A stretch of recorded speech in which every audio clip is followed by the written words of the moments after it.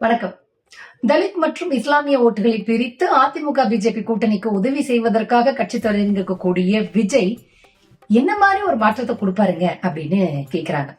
விஜய் கட்சியினுடைய நிகழ்ச்சியில் விஜய் மேடையில் இருக்கும் பொழுதே விஜய் கட்சியினுடைய பொதுச் செயலாளராக இருக்கக்கூடிய ஆதவ் அர்ஜுனா அப்படிங்கிறவரு போய் மூட்டையா அவுத்து விடும் பொழுது அதை ரசிச்சு கேட்டுட்டு இருந்தாரு பாருங்க விஜய். இதை விட பெரிய மாற்றம் அவரால் என்னங்க கொடுக்க முடியும்? இன்றைக்கு ஒரு இஸ்லாமியர் பாதிக்கப்படும் பொழுது உடனடியாக உச்ச நீதிமன்றத்தை நாடி கத்தியின்றி ரத்தமின்றி மிகப்பெரிய போராட்டங்கள், ஆர்ப்பாட்டங்கள், நாடகத்தனமான போராட்டங்கள் இல்லாமல் ஒட்டுமொத்த இஸ்லாமிய மக்களுடைய மோப்பு சொத்துக்களை காப்பாற்றிய தலைவர் எங்களுடைய தலைவர். இதை நாங்கள் மக்கள் முன் தைரியமாக பதிவு செய்கிறோம். வேற எந்த கட்சியும் பதிவு செய்ய முடியாது. இது எவ்வளவு அபத்தமான ஒரு வாதம்.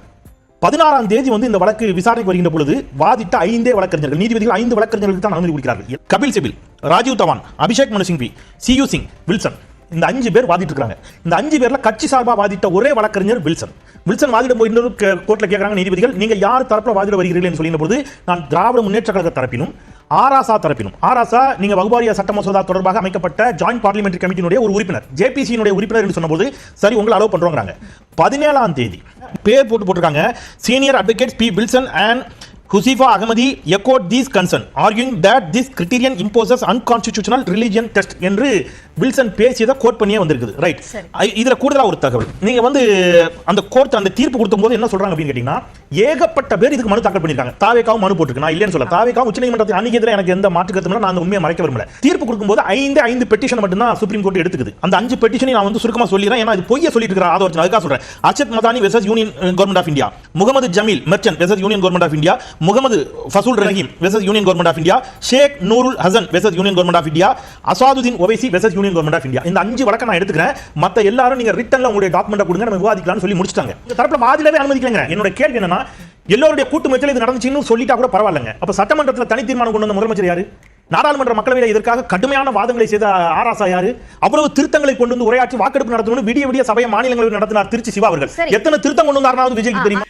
விஜய் ஊழலை ஒழிச்சிருவேன்னு சொல்றாரு, எப்படிங்க அப்படின்னு சில பேர் கேக்குறாங்க. மோடிஜி ஆட்சியினுடைய ஊழல்களை பற்றி வாய் திறக்காமலே இருக்கிறார் பாருங்க. இதுதாங்க விஜயோட ஊழலை ஒழிக்கும் லட்சணம். சில பேர் கேக்குறாங்க, ஆர்.என். ரவி த பெஸ்ட் சங்கியா இல்ல தமிழிசை சவுந்தரராஜன் த பெஸ்ட் சங்கியான்னு கேக்குறாங்க. என்னை பொறுத்த வரைக்கும் கவர்னர் ஆர்.என். ரவி தான் த பெஸ்ட் சங்கின்னு சொல்லு. தமிழிசை சவுந்தரராஜன் தெலுங்கானால கவர்னராக இருக்கும் பொழுது அதே மாதிரி தெலுங்கானா அரசுக்கும் இந்த மாதிரி குடைச்சல் கொடுத்துக்கிட்டே இருந்தாங்க. பொறுத்துக்க முடியாம தெலுங்கானா அரசு சுப்ரீம் கோர்ட்ல கேஸ் போட்டுச்சு. அந்த கேஸ் இப்ப வரைக்கும் போய்கிட்டே இருக்கு. ஆனா தமிழிசை சவுந்தரராஜனுக்கு பிறகு ஆர்.என். ரவி மேல திமுக அரசு, தமிழ்நாடு அரசு வழக்கு போடுது. வழக்கு போட்டது மட்டும் இல்லாமல் அதை எஃபெக்டிவா வாதாடி ஆர்.என். ரவிக்கு எதிராக ஜட்ஜ்மெண்ட்டையும் வாங்கிருச்சு திமுக அரசு.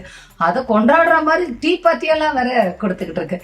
இப்படி தமிழ்நாடு அரசு மண்டையில் கொட்டிய பிறகும், உச்ச நீதிமன்றம் அதுக்கும் மேல நங்குன்னு கொட்டின பிறகும், தமிழ்நாடு மக்கள் அது மேல கழுவி ஊற்றிய பிறகும் அந்த கவர்னர் பதவியில் ஆர்.என். ரவி சந்தோஷமா எந்த கூச்சமுமே இல்லாம உட்கார்ந்துகிட்டு இருக்காருன்னா ஆர்.என். ரவி தாங்க த பெஸ்ட் சங்கின்னு சொல்ல முடியும். இப்ப ரீசெண்டா ஒரு செய்தி வந்திருக்கு. திமுக அரசு உருவாக்கிய மக்களை தேடி மருத்துவம் அப்படிங்கிற திட்டத்தினால தமிழ்நாட்டுல பிபி மற்றும் சுகரினுடைய தாக்கம், நோய் தாக்கம் குறைஞ்சிருக்கு அப்படிங்கிற ஒரு அறிக்கை சொல்லுதுங்கிற செய்தியை வெளியிட்டு இங்க எல்லாரும் சந்தோஷமா அதை பகிர்ந்துகிட்டு இருக்கிறாங்க. இப்படிப்பட்ட திமுகக்கு ஓட்டு போடாம திமுக பிஜேபிக்காங்க ஓட்டு போடுவாங்க அப்படின்னு மக்கள் கேட்கறது புரியுது. அப்படி அதிமுக பிஜேபி கூட்டணிக்கு ஓட்டு போடுற அளவுக்கு அவங்களுக்கு என்னங்க தகுதி இருக்கு அப்படின்னு கேக்குறாங்க.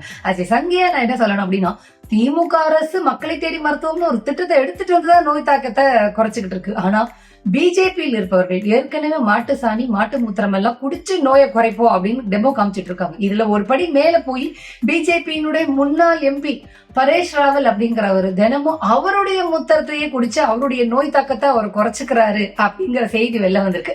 அவரே அவர் வாயால சொல்லியிருக்கிறாரு. இதை விட அதிமுக பிஜேபி கூட்டணிக்கு என்னங்க தகுதி வேணும்?